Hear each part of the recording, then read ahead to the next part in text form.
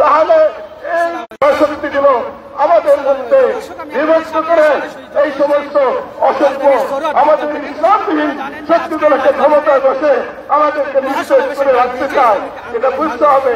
তাই বিআর পদ্ধতিতে নির্বাচনের জন্য আমি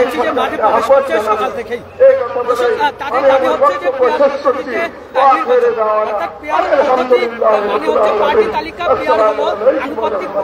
প্রতিনিধিত্বের সর্বাধিক ব্যবহৃত সংস্কার।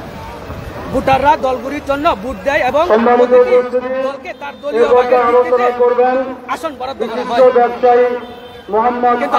যেমনটি দেখছি শেখ হাসিনা পালিয়ে যাওয়ার পর থেকে আমরা দেখছি যে রাজনৈতিক যে দলগুলি তাদের মধ্যে বিরাট এক পরিবর্তন এসেছে।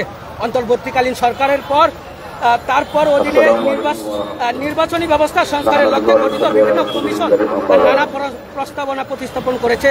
বিশেষ করে আনুপাতিক প্রতিনিধিত্বের নির্বাচন বা পদ্ধতির দিকে নজর দিচ্ছে অনেক রাজনৈতিক দল। জামায়াতে ইসলাম, তবে বিএনপি এই দলগুলাও কিন্তু পরিপ্রেক্ষিতে আমরা আন্দোলন বাংলাদেশ কিন্তু আজকে মহাসমাবেশের ডাক দিয়েছে। সভাপতিত্ব করবেন আমরা বাংলাদেশের মানুষের প্রিয় নেতা জানতে পেরেছি যে সকাল 10টা থেকে শুরু হয়েছে এবং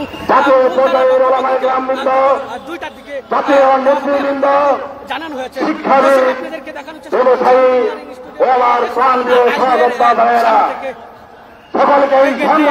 দেখছি হাজার অভিনন্দন জানে মধ্যে আমার কথাই জানবো আমার এরকম ভাবে তারা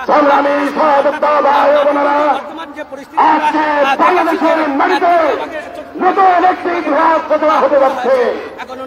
আপনারা জানেন ইতিহাসের সকল রেকর্ড বন্ধ করে নতুন একটি অধ্যায়ের সৃষ্টি হয়েছে আজকের এই ঢাকা নগরে।